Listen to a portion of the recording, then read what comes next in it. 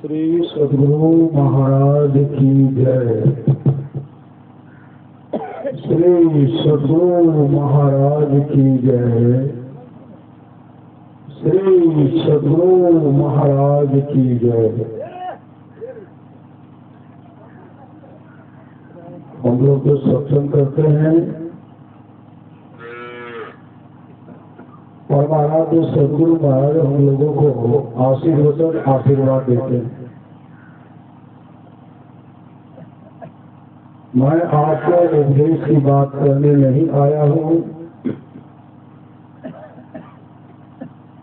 उम्र के ख्याल से मैं आशीर्वाद दे सकता हूँ, क्योंकि आप लोगों से मेरी उम्र अधिक है। मैं अपने लिए जो भलाई सोचा हूँ वही भलाई आप लोगों के लिए भी चाहता हूँ। मैं वर्षों तक सोचा तो दृढ़ हो गया कि संतों के ज्ञान जो मंगल है वही असली मंगल है। इस मंगल के लिए भजन सत्संग करते रहे और सदाचार का पालन कर अपने को पवित्र बनाए रखें। सदाचार के पालन में आपको बल मिलेगा और संसार प्रतिष्ठा होगी। यह प्रतिष्ठा सबसे भी प्रतिष्ठा है। जो भजन साधन करते रहेंगे उनको खाना दाना और कपड़ा की कभी कमी नहीं रहेगी। सुख दुख का परवाह नहीं करते हुए भजन साधन करते रहना चाहिए। मैं ईश्वर से प्रार्थना करता हूँ कि आप लोग सुखी रहें। परम पूज्य संत सद्गुरु महर्षि परमहंस जी महाराज के यहाँ आशीर्वचन दिनांक 22 में 1967 ईस्वी को बिहाराज अंतर्गत भागलपुर स्थित महर्षि के आश्रम को पाघात हुआ था। श्री सद्गुरु महाराज की जय।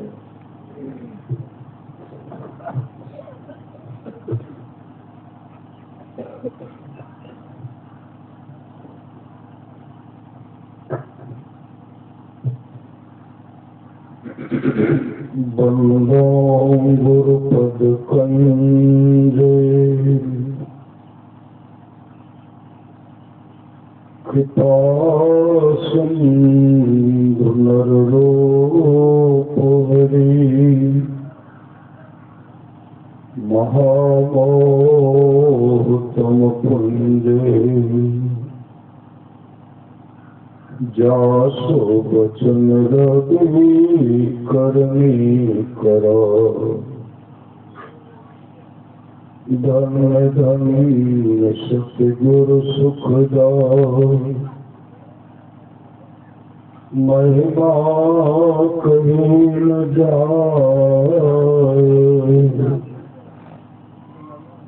जो कुछ कहो तुम्हारी कृपा मौत में कुछ न दर्शाए। और व्यक्ति में प्रातः स्मरणीय अनंत सुखदेव से परम पूज्य सद्गुरु महाराज के चरणों में कोटि कोटि नमन। ममता से बाबाजन विशिष्ट गुरुजन उपस्थित सत्संग प्रेम महानुभावों माताओं एवं बहनों सभी के अंदर में बैठे ही परमात्मा को कोटि कोटि नमन।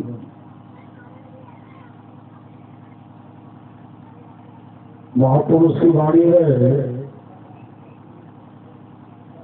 सप्त धातु का काया पिंजरा तामाही जीवत बिनु सुआ सतगुरु मिले तो उभरे बाबों नहीं तो परले हुआ।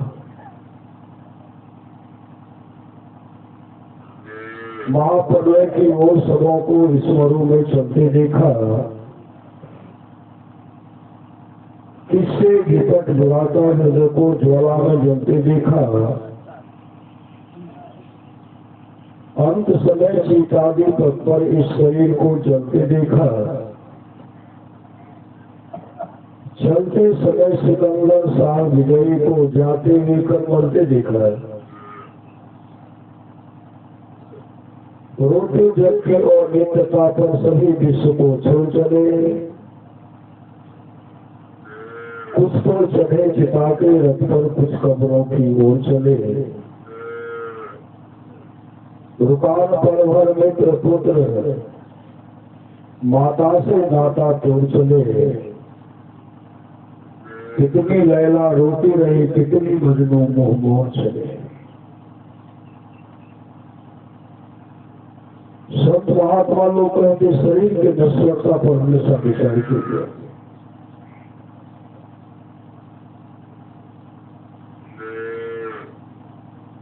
बाबा फरीद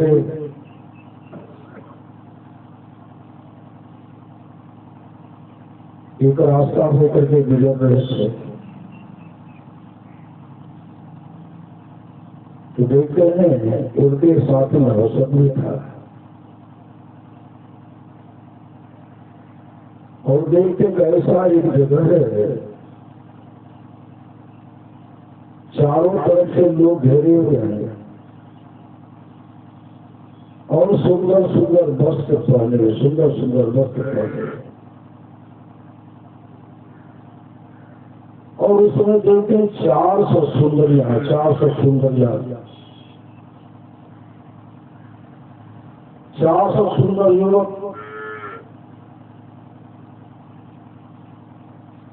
तमाम व्यवस्था है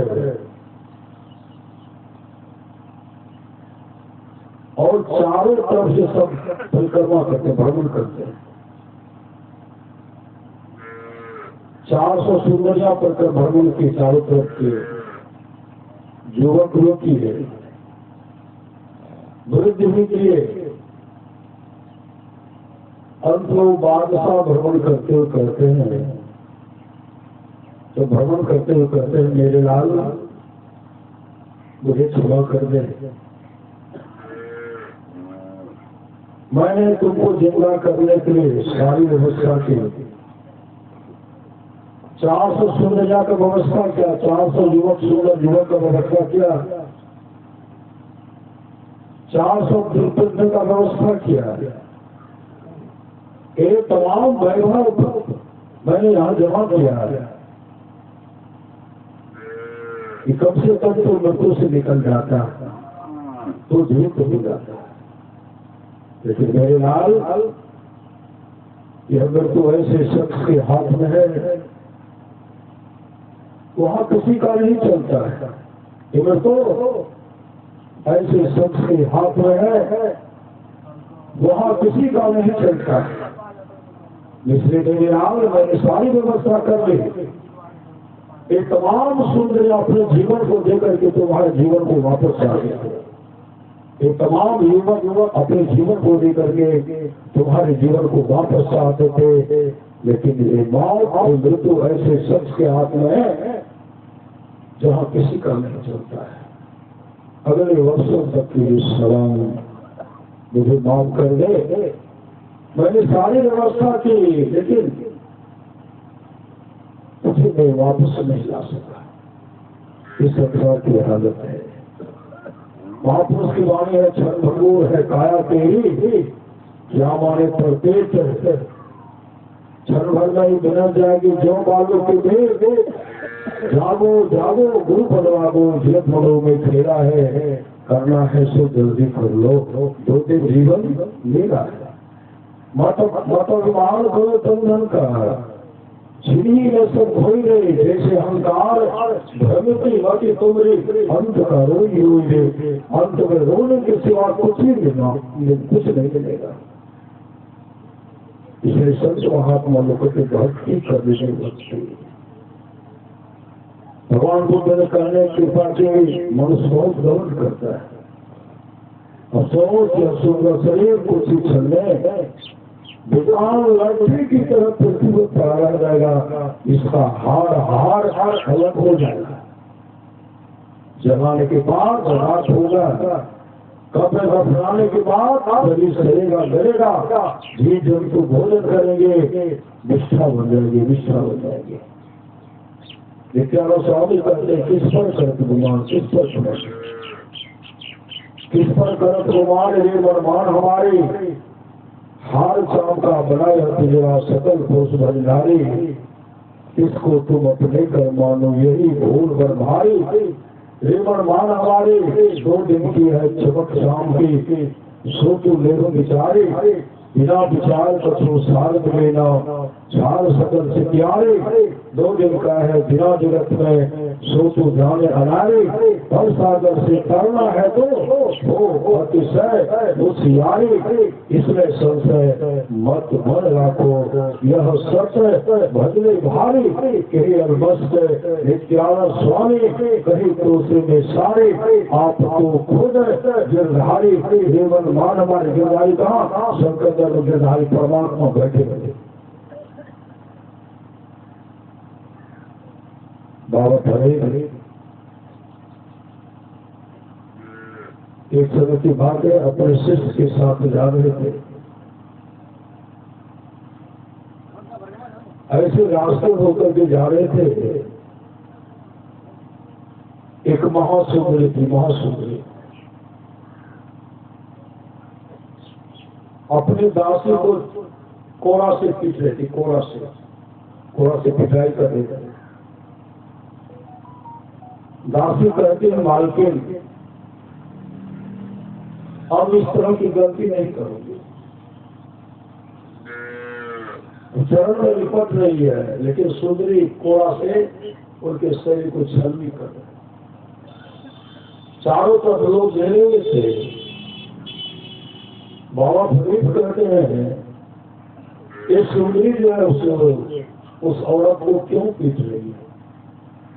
वहां के लोग कहते हैं, महाराज ये सुंदरी जो है नहीं, सुंदरी के लिए प्रत्येक लिए दासी सूरमा पीसती थी। सूरमा जो पीसती थी तो बार बार सुंदरी अपने आंख में लगाती थी। इस बार जो पीसी ने लगाई है ना, थोड़ा मोटा हो गया, थोड़ा मोटा आंख में दर्द। उसके चलते कोड़ा से छलनी करे। वो प्रार्थना करे कि इस तरह की गलती नहीं करोगे, लेकिन ये क्षमा करने वाले नहीं। बाबा फरीद अपने शिष्य के साथ आने बढ़ गए। कुछ वर्षों के बाद वो वापस आ रहे थे कब्रिस्तान होकर के, श्री सदगुरु कब्रिस्तान होकर के वापस आ रहे थे। देखते एक सुंदर एक खोपड़ी है, मनुष्य का खोपड़ी है। उस खोपड़ी में चिड़िया घोंसला बना करके रहे, चिड़िया घोंसला बना करके रहे। कई बार अंडा दिए बच्चा हो, ये बच्चा उड़ गया। कई बार बच्चा अंडा दिए बच्चा बड़ा हो गया। अभी भी इसके अंदर वो बच्चा है, चिड़िया है, चिड़िया इसके खोपड़ी में बच्चा है, चिड़िया है, घुसा हुआ है। कहते हैं बाबा फरीद कहते हैं अपने शिष्य से, देखो यह उसी सुंदरी की खोपड़ी है जिसको मोटा सूरमा आंख में लगाने के बाद डर रहा था, कष्ट हो रहा था, पीड़ा हो रही थी। आज उसी सुंदरी के खोपड़ी में चिड़िया घोंसला बना करके कई बार अंडा दिए बच्चा उड़ गया है। देखो ये शरीर की नश्वरता है, शरीर की सुंदरता पर घमंड करते थे। आज चिड़िया का चोंच नाखून से क्या उसे कष्ट नहीं हो रहा? इसलिए संत महात्मा लोग कहते हैं, जब तक शरीर में शक्ति है, दिमाग में बुद्धि है, जेब में पैसा है तभी तक कोई भी आदमी चाहते हैं इन वस्तुओं की आपके पास अभाव है, आपकी हालत बूढ़े बैल और बूढ़े कुत्तों की जैसी है। इसे संत महात्मा लोग कहते हैं ऐसे संसार के लोगों चलना है रहना नहीं, चलना विश्वास सहज तनिक सुहाग पे कहा दुखा गया। चलना रहना है ये तो दुखा है, एक मरते एक मरघट है, क्या है मरघट है, मरता है घटता है। आज से नहीं, जब से सृष्टि हुई है तब से दो संसार में इस मुस्कुर में अद्भुत घुसा है कभी से घुसा, जब से यह संसार बना है कभी से घुसा। शरीर रूपी मुस्कुर में जीवात्मा की मूसा तब से है जब से सृष्टि हुई है।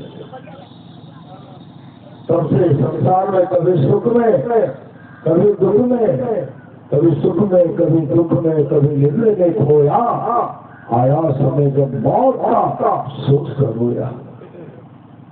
भगवान विष्णु गरुड़ जैसे कहते गरुड़ पुराण कहते गरुड़ उसको काल के बारे में बताता। देखना तो दो नाम सुनते कांप जाओगे। जब जालिम जति फटकारे लेखा देख भूली है, रे हंसा एक दिन चली जई है। इसलिए संत महात्मा लोग कहते हैं संसार से चलेंगे लेकिन शुभ काम कभी शुभ काम कैसा काम, जीवन और भक्ति कभी भक्ति, भक्ति निश्चय मुक्ति की संत चढ़े सब धाय, जिन जिन मन आलस किया जन्म जन्म पश्चा। गरुड़ पुराण में आया है पापी जीव को जब जमदूत पकड़ करके ले जाते हैं घसीट के जमराज के पास ले जाते हैं। जमराज के पास जब ले जाते हैं जमराज उसे हिसाब किताब पूछते हैं तो जीवन में कौन सा शुभ काम किया, क्या सब किया बताओ। अगर वो अपने जीवन में शुभ काम करते हैं तो चित्रगुप्त की डायरी में लिखा रहता है, अशुभ काम करके वो भी चित्रगुप्त की डायरी में लिखा रहता है। वो जीवन में शुभ काम नहीं करते। जमराज कहते हैं इसको पीटो, इसको क्या करो, इसका पिटाई करो। जब पीटना शुरू करते हैं मुख से निकलता है पानी, पानी चाहिए, मुख से निकलता है भोजन। जमराज कहते कभी प्यासे को पानी पिलाया था, कभी भूखे को भोजन का मौका नहीं मिला। श्री सज्जो मार्कंडे पुराण को करके पढ़िए, जो सुंदर सुंदर भोजन बना करके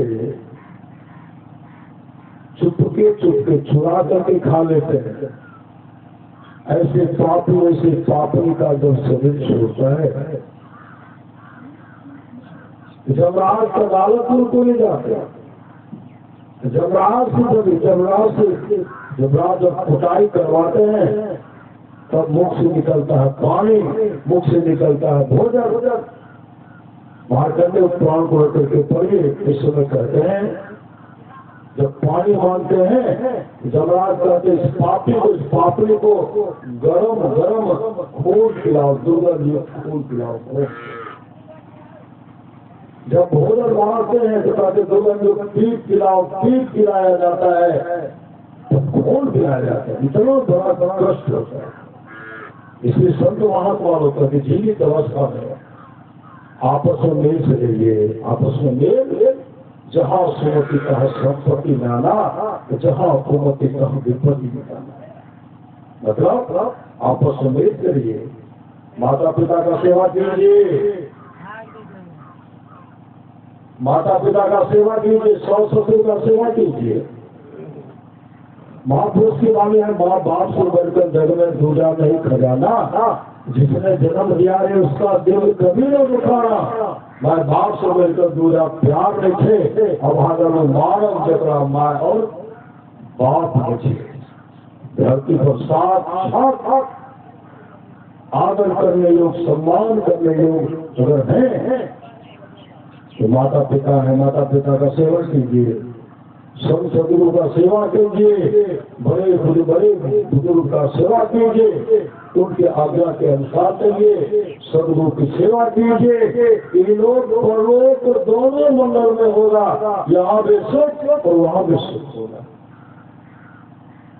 इसलिए भगत स्वतंत्र सकल सुख खाने दोनों शब्द संगन पावे प्राणी। जो सुंदर सुंदर भोजन बना करके चुपके खा लेते हैं, ऐसे पापी का जो सेक्स होता है, सोची मुख पेट बोलता पेट, एक बूंद पानी पीने में उसको 1 वर्ष लगता है। तब किसी पर सवार होता है, गड्ढे में, नहर में, तालाब में, नदी में पानी नहीं पिएंगे, किसी पर सवार हो जाएंगे, भूत बन करके, प्रेत बन करके और सवार हो जाएंगे। तो जब उनको पकड़ेंगे वो जहाँ सब केस हो, हमें छे कटे लो, हमारा पानी पीना हो, तो पानी नहीं मिल रहा धारण में, तो पानी नहीं मिल रहा नदी पोखर तालाब में, पीले नहीं जाए से सजो। 1 बूंद पानी पिए में 1 वर्ष लागे छे, ते बड़ा कष्ट है।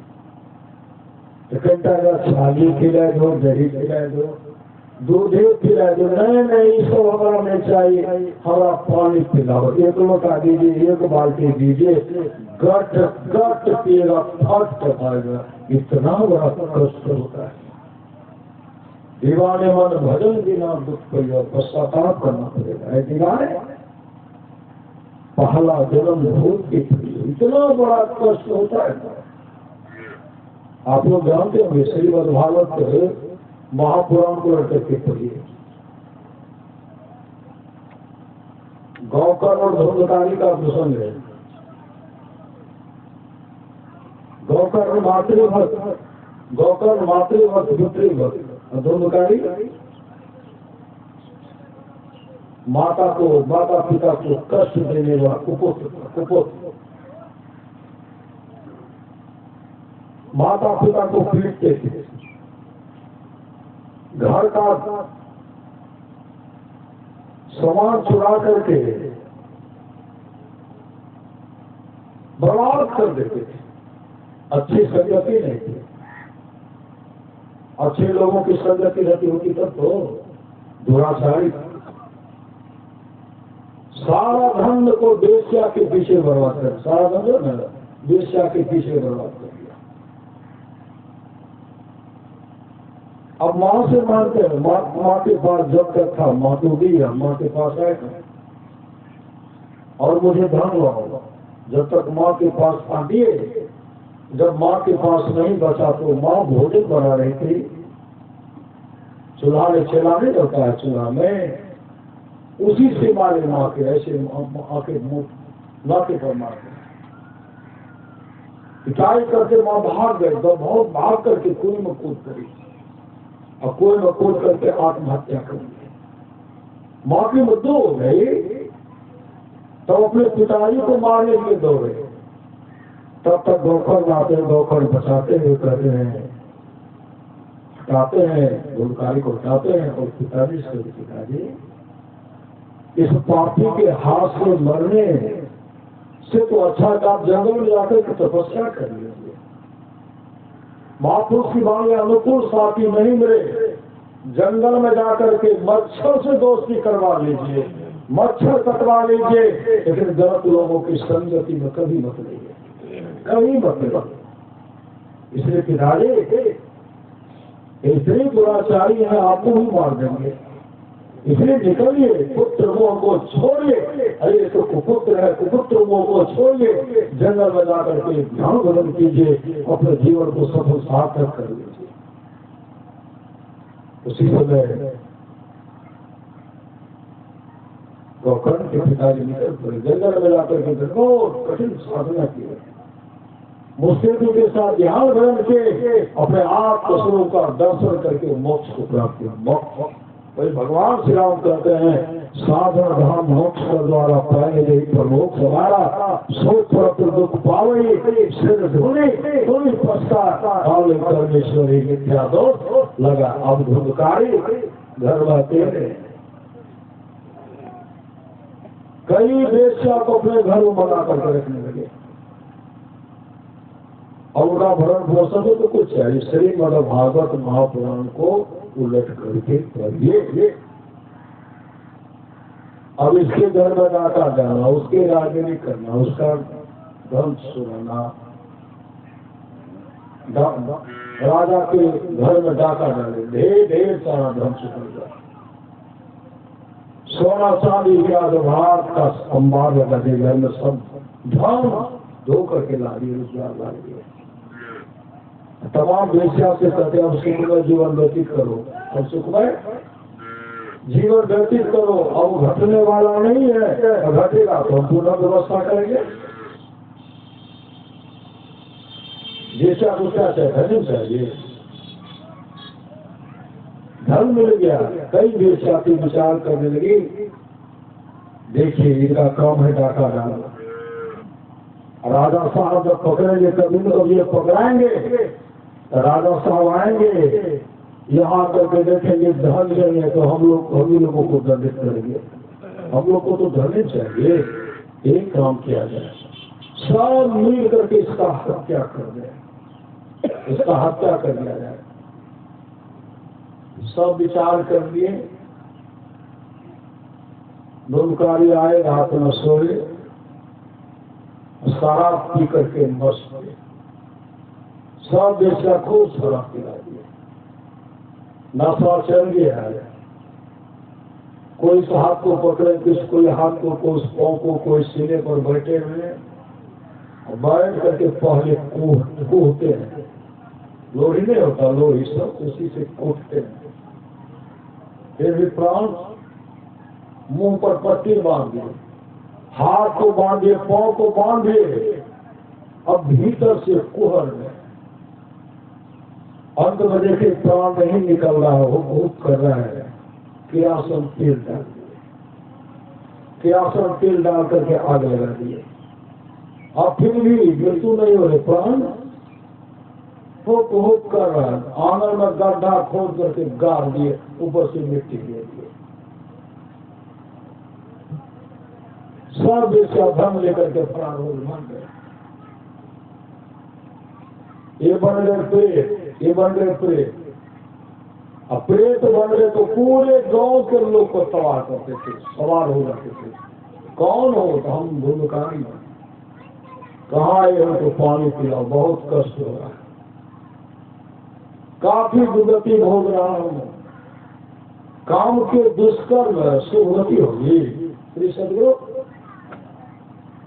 पूरे गांव के लोग को तबाह कर दिए।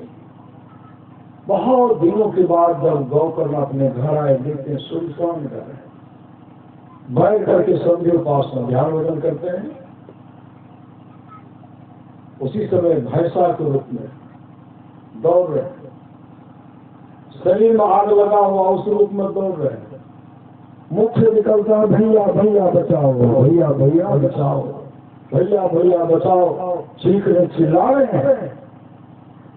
गौकर्ण कहते हैं शरीर तो कभी भैंसा कहता है, कभी शरीर में आग लगा हुआ जल रहा है, आग की लपेट को देखता, ज्वाला को देखता हूँ, लेकिन आवाज तो मेरे धुंधकारी का है, आवाज तो धुंधकारी का है।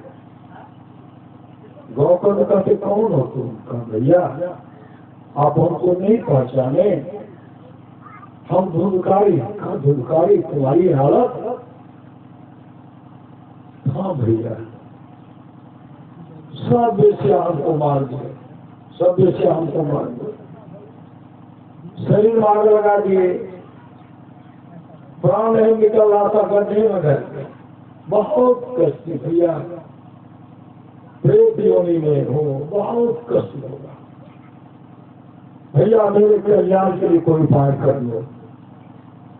गौकर्ण करके तुम्हारी कई जगह हम जाकर के पिंडदान करते, सदगुरु कई जगह गया में भी पिंडदान के, कई जगह जाकर के पिंड डाल के हैं, क्या उससे तुम्हारा कल्याण नहीं हुआ?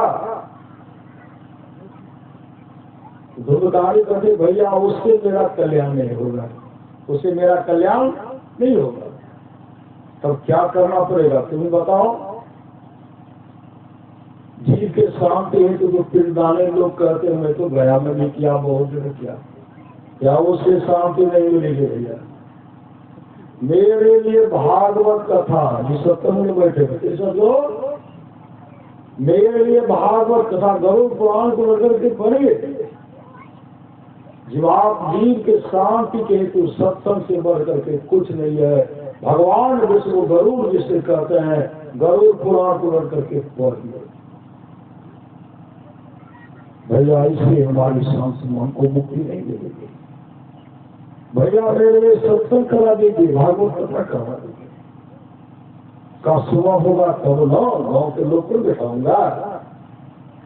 गाँव के लोग सुबह हुआ, गाँव के लोग के पास गए, कहते मेरा धुंधकारी तो प्रेत बन गया है, रात आया था।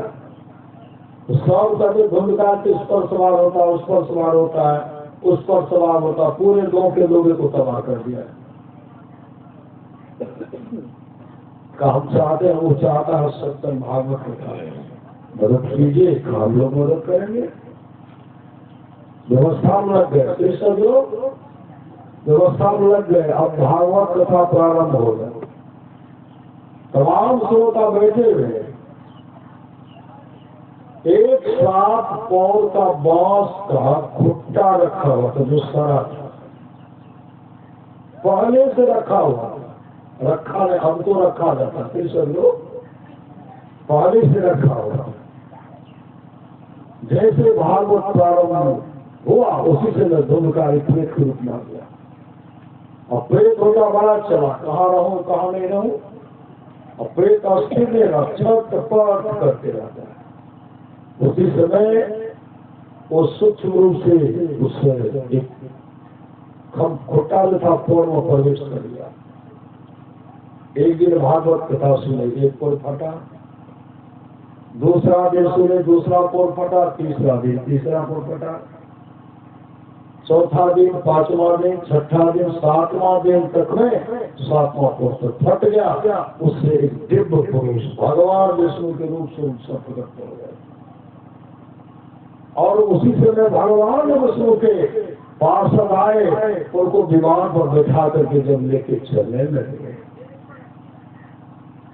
तमाम श्रोता कहते सत्संग तो हम भी सुन रहे थे, हम भी सुन रहे थे, हम भी सुन रहे थे, हम लोगों के लिए विमान नहीं आया तो धुंधकारी के लिए क्यों आया? सिर्फ धुंधकारी के लिए क्यों आया?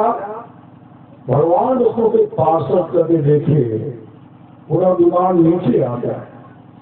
भगवान उसको के पार्षद करके जिस श्रद्धा प्रेम से धुंधकारी ने सत्संग का श्रवण किया है, उस श्रद्धा प्रेम से आप लोग नहीं सुने।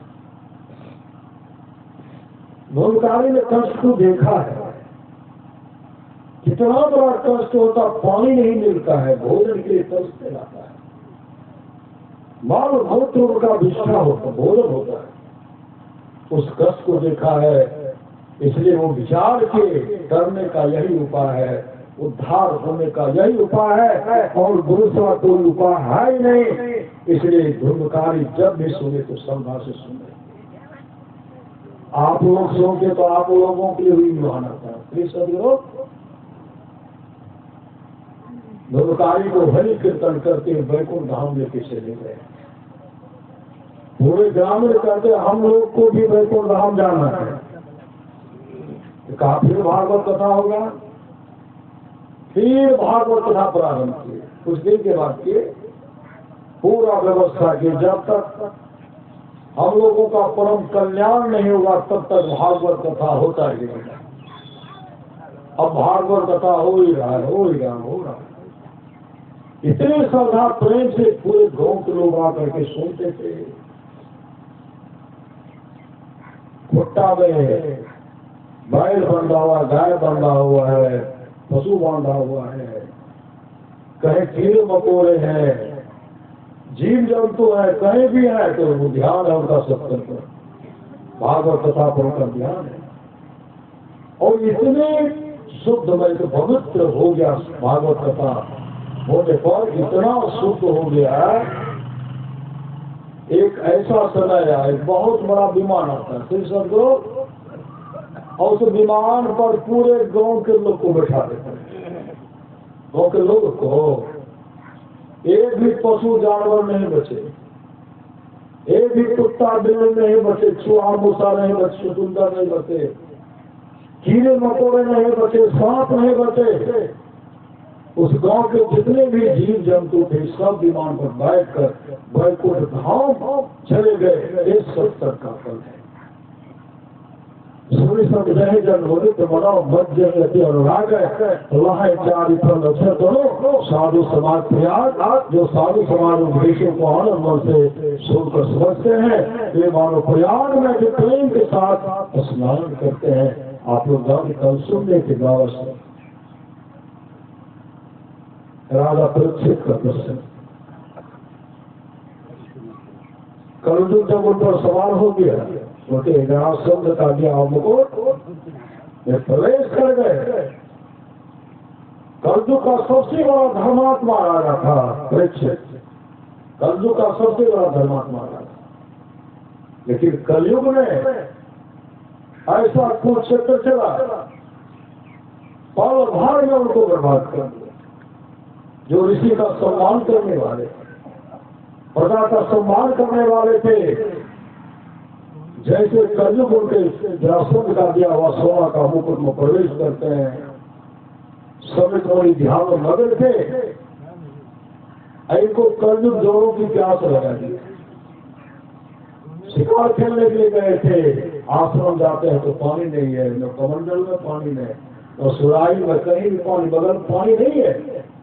पानी पानी पानी पानी चाहिए, पानी चाहिए। उसी से मैं सभी मुनि के पास जाते हैं, हे ऋषिवर मुझे जोरों की प्यास लगी, पानी चाहिए। इतने ध्यान में मग्न थे, सभी मुनि इतने ध्यान में मग्न थे, जस से मस नहीं किए। मारा हुआ सर्प था गले में लपेट। जब वहां से वापस आए, राजा परीक्षित जैसे वापस आए, जैसे माथे का मुकुट नीचे उतारते हैं, सोना के मुकुट जो था जरासन था, जिसमें कलयुग मुस्कुरा रहे, मेरा जो काम था मैं करा गया, खातू तो मेरा दुर्गति करा दिया, यही तो करवाना था, मेरा काम हो गया। ये तो यहाँ पश्चाताप कर रहे हैं। और इसी पुत्र सब जो देख रहे थे कि राजा साहब क्या के गले में बड़ा हुआ सर्प लपेट दिए। सभी मुनि का पुत्र कौशिकी नदी के किनारे में खेल रहे थे, धूम था, बालू पर खेल रहे थे, नदी में, नदी की धारा बह रही है। सब जाकर के कहते हैं, श्रृंगी यहाँ तू क्या कर रहा है? अपने पिताजी को जाकर के देखो, तुम्हारे पिताजी के गले में मरा हुआ सर्प लपेट दिया। श्रृंगी ऋषि पुत्र था, जैसे सुनते हैं और उसी समय नदी में घुस गए, कोसी नदी में घुस गए, चुल्लू में जल लेकर के संकल्प करते हैं, जिसने मेरे पिताजी के साथ इस तरह का दुर्मार्ग किया है, 7वें दिन तक्षक उनको दर्श करेगा और उनके दो गति होगी, नरकगामी होंगे, वो नरकगामी हो जाएंगे। श्राप पड़ा। श्रृंगी आए, जैसे श्रृंगी आते हैं, सदक मोड़ी ध्यान से निवृत्त होते देखते हैं, गला में सब है, नीचे रख देते हैं। श्रृंगी ऋषि कहते, पिताजी जिसने आपके साथ इस तरह का दुर्मार्ग किया है, मैंने उनको श्राप दे दिया, 7वें दिन तक्षक उनको ध्वंस करेगा, उसकी अधोगति होगी, वो नरकगामी होंगे। सभी कोई कहते हैं, श्रृंगी तू अच्छा नहीं किया। अरे कलयुग का सबसे बड़ा धर्मात्मा राजा, अरे कलयुग को तो कोई पछाड़ने वाला था तो वही राजा था, वही कलयुग को चलने के लिए नहीं देता, लेकिन कलयुग ने उसको ऐसे दुर्गति उनका करवा दिया। उसी समय का पिताजी उनको श्राप दे दिए, उनका दुर्गति होगी। अब तो उसी पुत्र का श्राप हो तो पड़ेगा ही।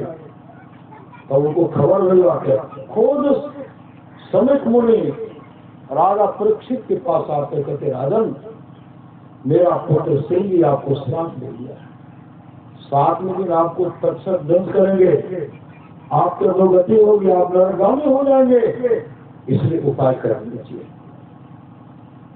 इतना सुनने के बाद राजा परीक्षित इतने घबराए और उनके सामने मौत ही मौत दिखलाई पड़े। उसी से अपने पुत्र जन्मेजय को राज सिंहासन बैठा दिए और उसी से मैं घर से निकल पड़े। 88,000 ऋषि मुनि की टोली में पहुंच गए और कहते हे महात्मा, हे ऋषिवर, मेरा कल्याण कैसे होगा? 7वें दिन तक्षक हमको दंश करेगा, हमारी अधोगति होगी, मेरा कल्याण कैसे होगा? मेरा कल्याण कैसे होगा? हे ऋषिवर, अब चीख रहे, चिल्ला रहे हैं। तमाम ऋषि सब उनको देख रहे। तब तक वेद व्यास पुत्र सुखदेव मुनि का वहां पदार्पण होता है। जैसे सुखदेव मुनि का वहां पदार्पण होता है, सुखदेव मुनि को देख करके जितने ऋषि मुनि थे 88,000 ऋषि मुनि उठ करके खड़े हो गए।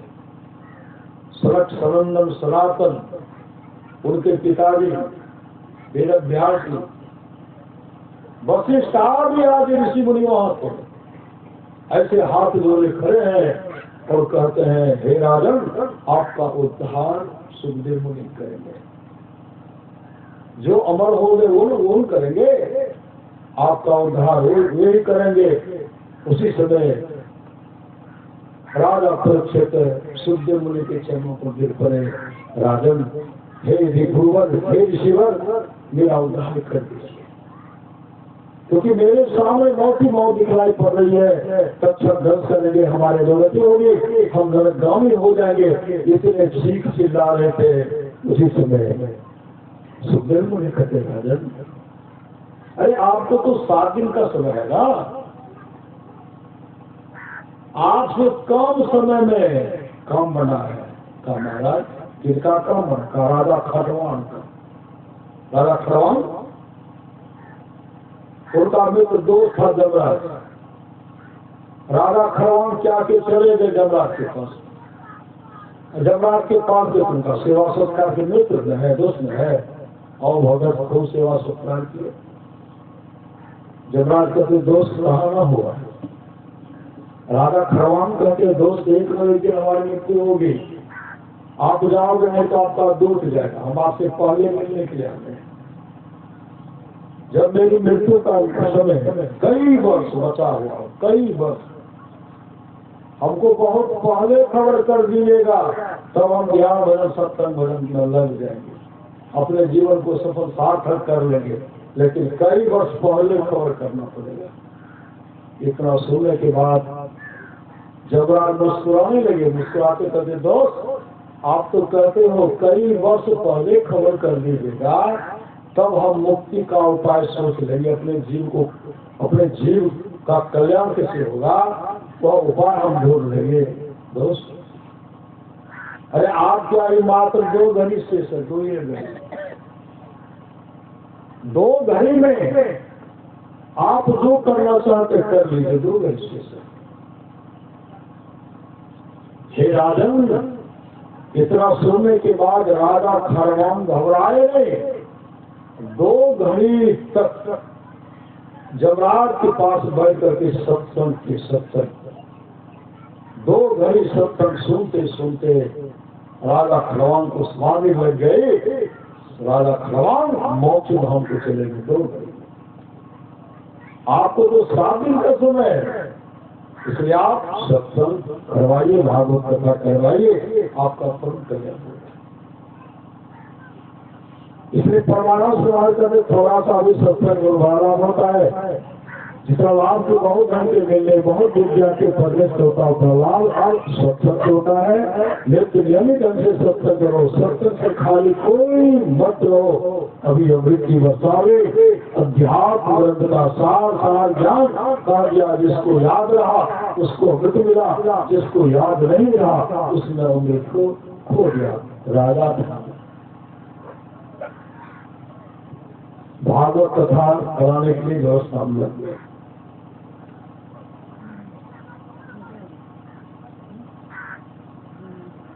व्यवस्था में लग गए।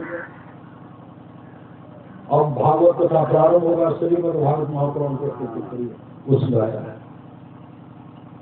अब भागवत कथा में जैसे प्रारंभ होगा,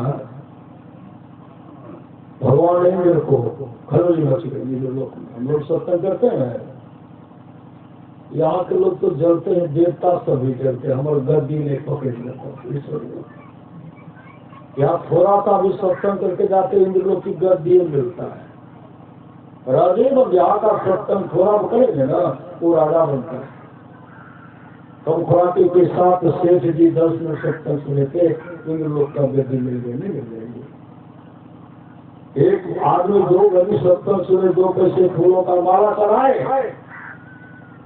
शरीर छूटा, जीवन में कभी शुभ काम है, इंद्र लोग की गद्दी मिल गई, राजा बन गए।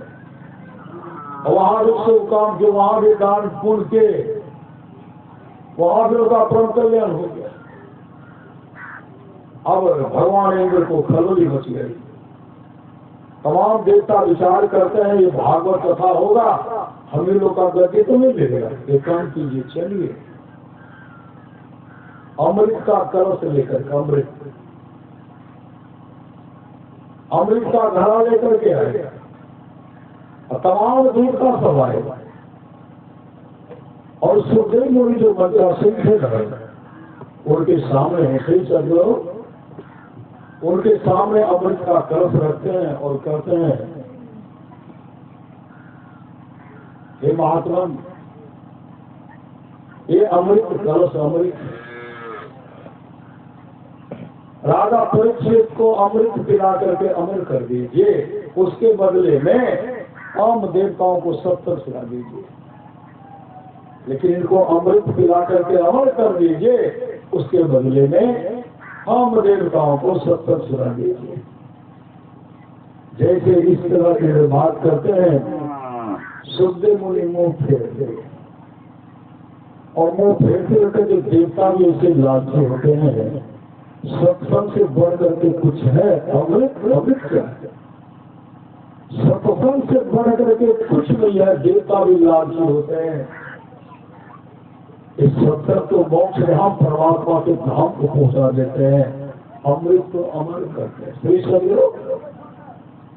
जैसे इस तरह का बात सुखदेव मुनि कहते हैं, राजा परीक्षित हाथ जोड़ करके कहते, गुरुदेव हमको अमृत पी करके अमर होना नहीं है, हमको सत्संग कर सुना दीजिए, हमको भागवत कथा सुना दीजिए। इंद्र बहुत लज्जित हो गए।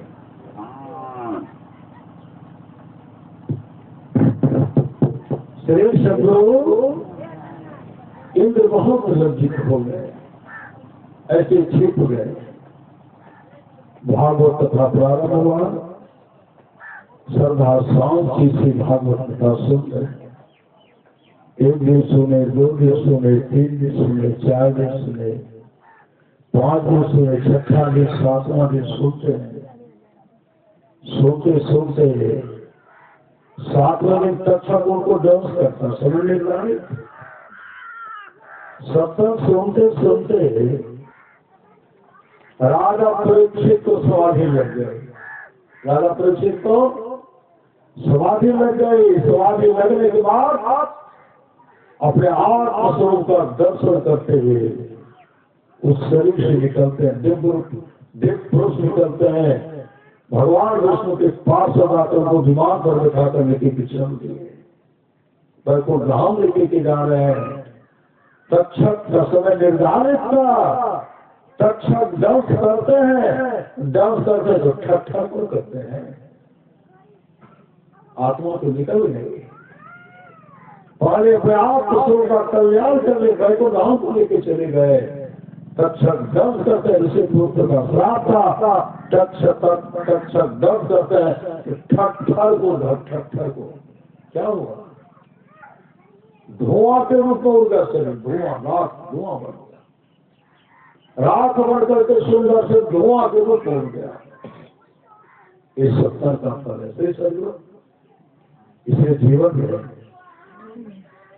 गुरुदेव की बात है। जो लोग बहुत दिनों से सत्संग करते आ रहे हैं, अभी कर रहे हैं, आगे भी करेंगे, ये सभी महासुख के भागी होंगे। दिवंगत आत्मा की शांति के लिए सत्संग आयोजन किया गया है, उनकी आत्मा को शांति मिलेगी। राजा पृथु जब भगवान का तपस्या किए तो भगवान प्रसन्न हो गए। राजा मानिया क्या मानते हैं? राजा पृथु क्या माने? भगवान यदि आप हम पर प्रसन्न है ना तो सत्संग सुनने की हमको 10,000 काम दे दीजिए, 10,000 काम दे दीजिए। श्री भागवत महापुराण को लेकर के पढ़, इतना बड़ा सत्संग का बात है।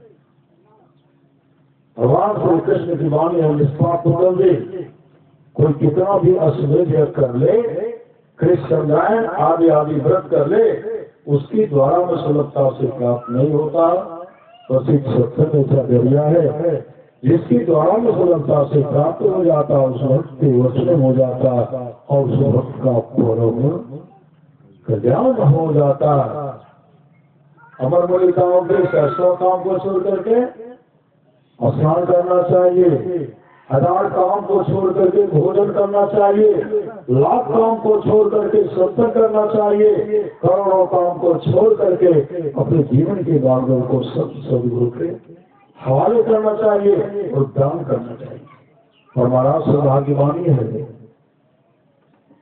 थोड़ा सा भी सत्संग को बड़ा लाभ होता है। जितना लाभ की बहुत जब के मिलने बहुत विद्या के फलने से होता, अपना लाभ सत्संग से होता है। नित्य नियमित ढंग से सत्संग करो, सत्संग से खाली कोई मत हो, अभी अमृति बरसावे। अध्यात्म ग्रंथ का सार सार ज्ञान कहा गया, जिसको याद रहा उसको मृत मिला, जिसको याद नहीं रहा उसने मृत को खोजा। राम बुलावा भेजा दिया कबीरा रो, जो सुख साधु संग में सो बैकुंठ न वो कवि साहब बैकुंठ लोग के सुख को प्रत्याग कर दिए, लेकिन सत्संग को नहीं छोड़े।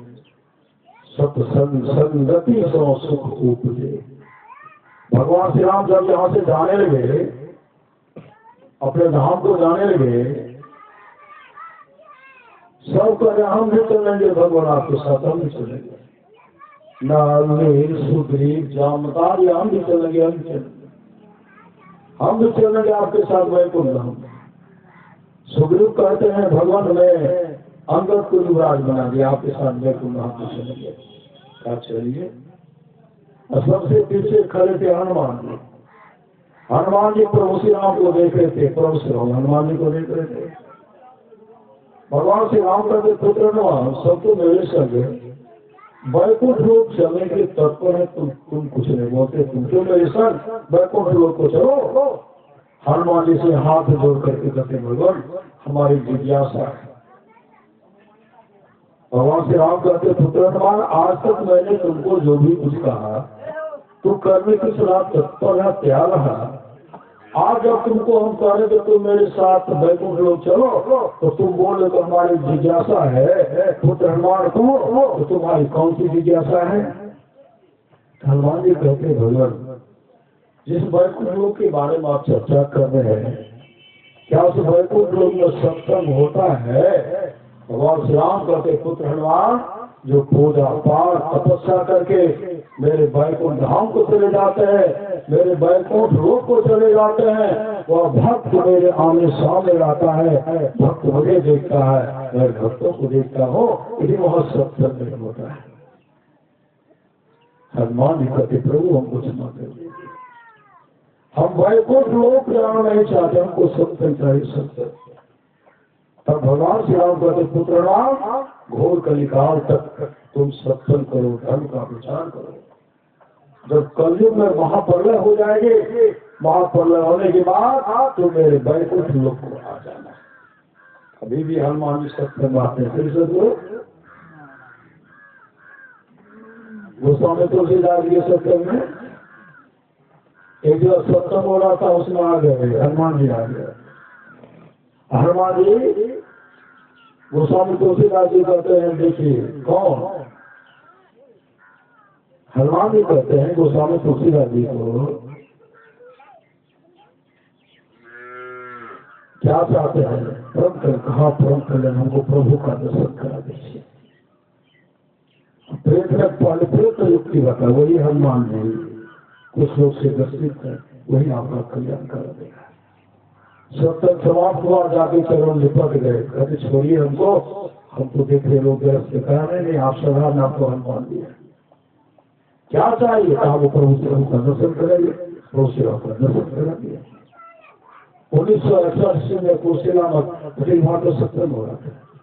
गुरुदेव बड़े से जो गुरुदेव प्रवचन कर रहे थे, माधव लग गया, माधव लग गया, बहुत सब घबरा गए, जो कांगी आएगी। इस तरह का पंडाल का व्यवस्था पहले नहीं था। 61 की बात है, आप सब भयभीत हो गए, जो कांगी आएगी, वर्षा होगी, पत्थर गिरेगा। ये जो मन में विचार करते हैं, परमारा सुधार अपने भक्त के मन की बात को जान गए। परमारा सुधार करते हैं तो प्रवचन करें, जरा आप उधर देखिए ना, उधर बगल में बैठे थे हनुमान जी। कुशीला की भावन धरती की बात है, दिव्य रूप में बाल पका हुआ दिव्य चेहरा है। कहते हम तो प्रवचन कर रहे हैं, जरा आप भीड़ उधर लेके वैसे हाथ जोड़ करके खड़े हुए निकले। जोरों की आंधी आई, बगले बगले, पत्थर गिरा, बगले बगले, वर्षा आई, बगले बगले, पंडाल में एक बूंद वर्षा नहीं। उस समय पूज्य गुरुदेव करने के बाद हमारी रक्षा हनुमान जी की, हनुमान जी सत्संग करते हैं, कुपाघाट में लोग सत्संग करते थे, जीवन मुक्त महापुरुष इसी महापुरुष सब आते थे, हनुमान जी आते थे भगवत गुरुदेव का सत्संग सुनने के लिए। प्रत्येक गुरुदेव का जब भी प्रवचन होता था, हनुमान जी आते थे।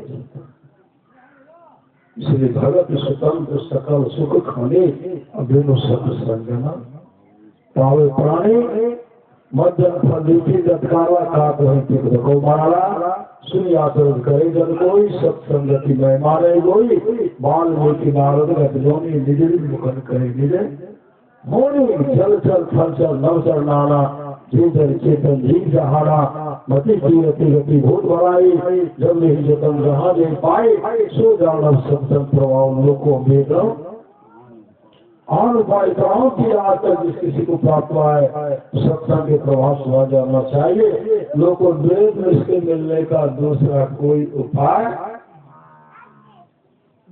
नहीं है। भगवान श्री राम कहते भगत स्वतंत्र सकल सुख खाने अभिनो सत्संग न पावे प्राणी काभूत में जरूर भी कहते हैं सत्संगति दुर्लभ संसारा निमिष गंध भरी एक बारा भगवान शिव माँ पार्वती जी से कहते गिरजा संत समागम समर लाभ कछुआन बिनु हरि कृपा न हो सो गावे वेद पुराण। हे गिरजा, संतों की संगति के समान दूसरा लाभ नहीं है, बिनु हरि कृपा न हो सो गावे वेद पुराण।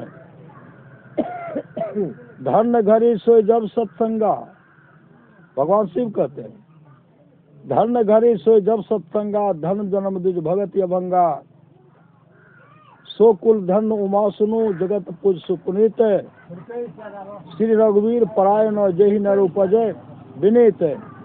राम कथा के ती अधिकारी जिनकी सत्संगति अति प्यारी, राम कथा सुनने के वे अधिकारी है जिनको सत्संगति अति प्यारी। राम ही सुनिए गाये राम ही संसद सुनिए राम गुण ग्राम। जब श्री गुरु पद प्रीति नीति रत जेई विध सेवक अधिकारी देवर्षि नारद गए नरक लोक। नरक लोग जब गए तो नरक के कोले प्राणी पड़ा हुआ था सिंह के पाँव पर, और जब के पाँव को पकड़ के निष्ठा को दबाते हैं बाहर करते दबाते हैं बाहर करते हैं तो बाहर करके छटपट कर रहे हैं।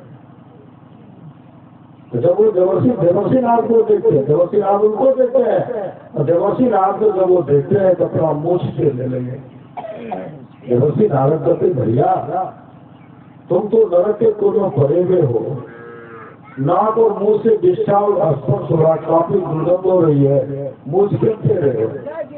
नरक के कुल प्राणी कहते हैं देवर्षि आज मेरे घर पर सत्संग हो रहा है। देवर्षि नारद कहते की सूची में कहा मेरा पोता माँ के पेट में है, सत्संग हो रहा है, जन्म लेगा तो सत्संग होगा, बड़ा होगा तो सत्संग होगा। इसलिए मूल छेड़ा हो तो नरक बनाने को नहीं है, नहीं है, नहीं है। पोता का जन्म हुआ, छठी शिला में सत्संग हुआ, नरक को पड़ा हुआ प्राणी था, निकल गए, सब लोग को चले गए। ये सत्संग का फल है।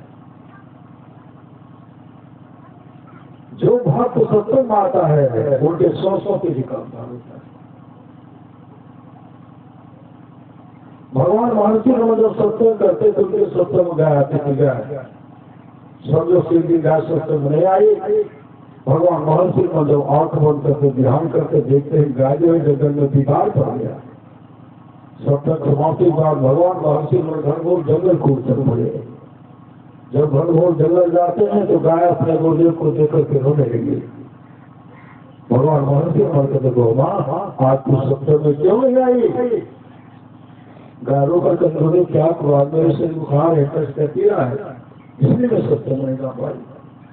भगवान महर्षि मर के देखो माँ वो तो तुम्हारे से जो कष्ट है, पीड़ा है, बुखार सबको दूर कर लो। गाय रोकर करके नहीं गुरुदेव अब इस शरीर में रहने की इच्छा लालसा नहीं, आपके पास आकर मुझे बराबर आपका दर्शन क्या करती थी, सत्संग सेवन क्या करते थे, उस पुण्य के चलते उससे को क्या करोगे और प्रत्याग करके दिव्य उदाहरण करोगे। विष्णु लोक से विमान आने वाला है, विमान पर बैठ कर विष्णु लोक को चले जाओगे और भगवान विष्णु की चरण के अधिकारी बन जाओगे। गाय अपने गुरुदेव के सामने अपने शरीर को प्रत्याग करती है, दिव्य धारण करती है, विष्णु लोक से भगवान विष्णु के पास विमान लेकर के आते हैं, दिव्य उद्धार करती है, अपने सदगुरु के चरण में माथा रगड़ते हुए, सदगुरु पर पुष्पों की वर्षा करते हुए विमान पर बैठ करके विष्णु लोक को चले गए और भगवान विष्णु की चरण से निकाले लगे। इस सत्संग का फल है। इसलिए करिए इस सत्संग को, बाधा सकल मिटा, यह अवसर फिर न मिले, दुर्लभ दर्शन पाए। तो जो लोग बहुत दिनों से सत्संग करते आ रहे हैं, अभी कर रहे हैं, आगे भी करेंगे, ये सभी महासुख के भागी होंगे। बोलिए प्रेम से श्री सद्गुरु महाराज की जय।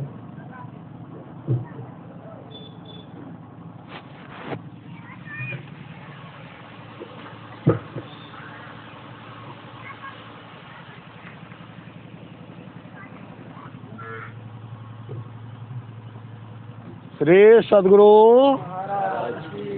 श्री सद्गुरु महाराज जी की जय। श्री सद्गुरु महाराज जी की जय। श्री सद्गुरु महाराज, श्री सद्गुरु महाराज, श्री सद्गुरु महाराज।